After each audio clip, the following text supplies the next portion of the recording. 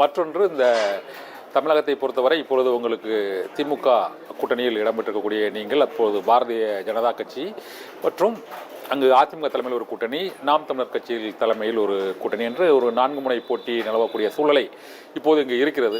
இப்போது நீங்கள் தேர்தல் பிரச்சாரத்தை, அதாவது அதிமுகவின் பிரச்சாரத்தையும் பாரதிய ஜனதா கட்சியின் பிரச்சாரத்தையும் இது விசிகா எவ்வாறு எதிர்கொள்ளப் போகிறது, எந்த பிரச்சனையை மையப்படுத்தி நீங்கள் இந்த பிரச்சாரத்தை திட்டமிட்டிருக்கீங்கன்னு சொல்லலாமா சார்? இந்திய அளவிலேயே இந்த தேர்தலுக்கான முதல் பிரச்சார கூட்டத்தை நடத்தி முடித்திருப்பது விடுதலை சிறுத்தைகள் கட்சி தான். அதுவும் இல்லாம பிரச்சார கூட்டம் என்பதை விட ஒரு மகத்தான மாநாடு, கிட்டத்தட்ட 10 லட்சம் பேர் கலந்து கொண்ட ஒரு மாநாட்டை தேர்தல் வியூகத்திற்கான மாநாடாக வெல்லும் ஜனநாயகம் என்கின்ற முழக்கத்துல இது பண்ணோம். அந்த மாநாட்டினுடைய டேக்லைனேனா இந்தியா கூட்டணியினுடைய கால்கோள் விழா என்பதுதான் அந்த மாநாட்டினுடைய டேக்லைன். இன்றைக்கு பாரதிய ஜனதா கட்சி எதிர்க்கக்கூடிய நிலையில விடுதலை சிறுத்தைகள் கட்சி இருக்கக்கூடிய இந்தியா கூட்டணி இங்கே தமிழகத்திலே அதற்கு தலைமையேற்றிருக்கக்கூடிய திராவிட முன்னேற்ற கழக கூட்டணியில் இருக்கிறோம். அதுதான் அந்த மாநாட்டினுடைய மைய நோக்கமாகுது. நீங்க என்ன பிரச்சாரத்தை முன்னெடுப்பீங்கன்னா, நாங்க தொடர்ந்து எடுத்துட்டு வர பிரச்சாரம் தான், முன்னெடுக்கிற பிரச்சாரம் தான். அது இன்றைக்கு 2024 துவக்கியதல்ல விடுதலை சிறுத்தைகள் கட்சியுடைய பிரச்சாரம். பாரதிய ஜனதா கட்சி, RSS, சங் பரிவார் அமைப்புகள் பற்றிய பிரச்சாரத்தை இன்னைக்கு நாங்க முன்னெடுக்கல. 2014 மக்களவை தேர்தலிலேயே பாரதிய ஜனதா கட்சி நாடு முழுவதும் வளர்ச்சி என்கின்ற ஒரு முழக்கத்தை முன்வைத்து தேர்தலை நகர்த்தினாங்க. ஆனா இது அவங்க போட்டுட்டு இருக்க ஒரு முகமுடி தான். அவருடைய உண்மையான முகம் என்பது வேறு. ஒருவேளை இவர்கள் ஆட்சிக்கு வந்தார்கள் என்று சொன்னால் சிறுபான்மை மக்களுக்கு ஆபத்து, ஒடுக்கப்பட்ட மக்களுக்கு ஆபத்து, இன்னும் சொல்ல போனால் இந்திய இறையாண்மைக்கு ஆபத்து, இந்தியாவுடைய பாதுகாப்பிற்கு ஆபத்து, ஒட்டுமொத்தமாக அரசியலமைப்பு சட்டத்திற்கே ஆபத்துன்னு 2024 2014 சொன்னோம். அந்த பிரச்சாரத்தை முன்னெடுத்ததனுடைய விளைவாகத்தான் 2019 இங்க ஒரு மதசார்பற்ற கட்சிகள் எல்லாம் ஒன்று சேர்ந்து தமிழ்நாட்டை பொறுத்த வரைக்கும் பிஜேபி தொடர்ந்து எறியப்பட்டது, பிஜேபி கூட்டணி தொடர்ந்து ஏற்பட்டது. இத்தனைக்கும் அவங்க அதிமுக கூட்டணி அமைத்து போட்டியிட்டார்கள்.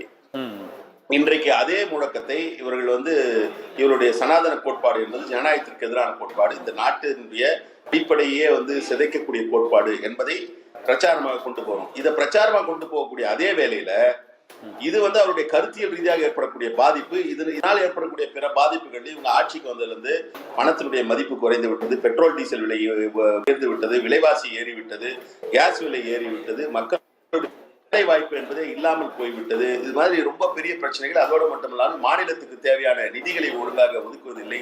வென்றிகா என்று சொல்லக்கூடிய 100 நாள் வேலை வாய்ப்பு திட்டத்திற்கு பணத்தை ஒதுக்கவில்லை, மாணவர்களுக்கான ஸ்காலர்ஷிப் திட்டத்திற்கு பணத்தை ஒதுக்கவில்லை, நியாயமாக நம்முடைய அரசுக்கு தர வேண்டிய பங்கை தருவதற்கு மறுப்பதற்கு ஒருபுறம் ஒன்றிய அரசுடைய பங்களிப்போடு நடைபெறக்கூடிய திட்டங்களுக்கான ஒன்றிய அரசுடைய பங்களிப்பை பல ஆண்டு காலமாக தருவதில்லை.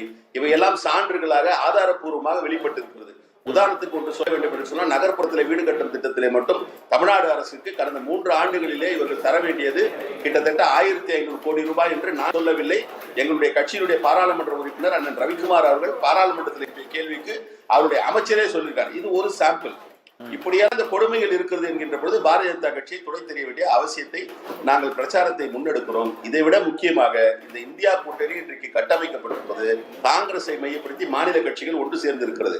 இப்படிப்பட்ட ஒரு நிலை, இப்படிப்பட்ட ஒரு சூழல் வர வேண்டும் என்று முதலில் விருப்பப்பட்டு அதை பொதுவெளியிலே ஒரு கருத்தாக பேசி அதற்காக மிகப்பெரிய அர்ப்பணிப்பை செய்திருக்கக்கூடியவர் விடுதலை சிறுத்தைகள் கட்சி தலைவர் எழுச்சி தமிழர். அவர் தான் முத சொன்னாரு, காங்கிரஸ் என்பது எப்படி பிஜேபி இந்தியா முழுவதும் தமிழ்நாட்டில் இருக்குதா இல்லையான்னு தெரியலனாலும் பிஜேபின்னு ஒரு கட்சி அறியப்படுகிறது, இந்தியா முழுக்க அந்த கட்சி அறியப்படுகிறது. அதே நிலையில அவர்களுக்கு நிகரான நிலையில இருக்கக்கூடிய ஒரு கட்சி என்று பார்க்கும்போது இந்திய தேசிய காங்கிரஸ். ஆகவே அவர்களை மையப்படுத்தி ஒரு கூட்டணி அமைய வேண்டும் என்று சொன்னார். 2015-16 வாக்கிலே சொன்னார். சொன்ன உடனே அது இன்றைக்கு வடிவம் பெற்று இன்றைக்கு இந்தியா கூட்டணி அமைந்திருக்கிறது. நாங்கள் எங்களுடைய பிரச்சாரத்தை வலுவாக கொண்டு செல்கிறோம். அதுவும் எல்லாம் எங்கன்னு கேட்டீங்கன்னா, அடிப்படையில மக்களிடத்துல கொண்டு செல்றோம். அதனுடைய விலையை நீங்கள் பார்த்தீர்கள். நீங்க ஒரு கட்சி மாநாட்டுக்கு, விடுதலை சிறுத்தைகள் கட்சி மாநாட்டுக்கு வந்தவர்கள் ஏதோ கும்பலா ஒரு மாநாட்டுக்கு வந்தோம், ஏதோ மாநாடு தலைவர் கூப்பிட்டாரு வந்தோன்னு வரல. வந்தவங்க எல்லாரும் அடிப்படையில இந்த மாநாடு கூட்டப்பட்டிருக்கான நோக்கத்தை புரிந்து கொண்டு வந்தார்கள்.